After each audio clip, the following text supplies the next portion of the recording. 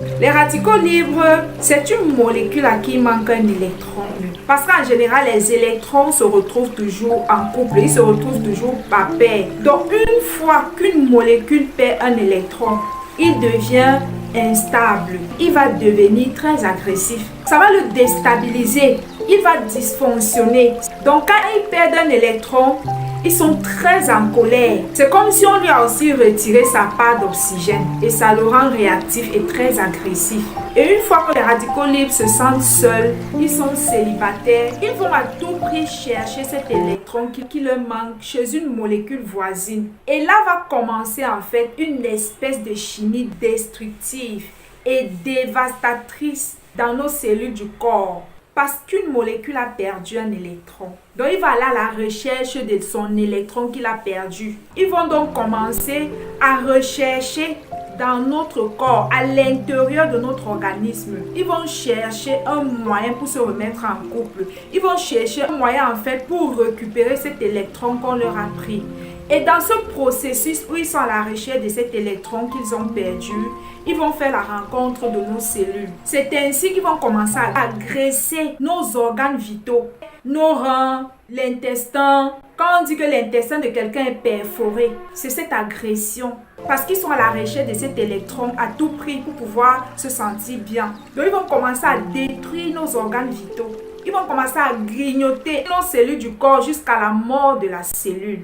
Et c'est tout ça qui cause les cancers, les hépatites, les cirrhoses de foie, les maladies les plus terribles que l'homme ne peut même pas imaginer. Et pendant ce processus, les radicaux libres vont faire la rencontre des électrons qui sont en couple dans l'organisme. Parce qu'une fois qu'ils sont en couple, ils ne nous attaquent pas, ils ne nous dérangent pas. Quand ils sont en couple, ils sont stables. Donc c'est pendant cette recherche-là à l'électron qu'ils ont perdu, qu'ils agressent nos organes vitaux, nos foies, nos reins, nos poumons, nos cellules du corps, notre ADN. Parce que les radicaux libres, c'est un phénomène bizarre. Parce que quand les radicaux libres attaquent d'autres radicaux libres et leur piquent leurs copines, ceux à qui on a piqué leurs copines deviennent à leur tour des radicaux libres. Et imaginons que s'il y a peut-être 100 radicaux libres qui se retrouvent en ce moment dans notre organisme, se mettre à la chasse des électrons en couple pour leur arracher leur femme et se mettre aussi en couple. Imaginez les dégâts que ça va causer dans l'organisme.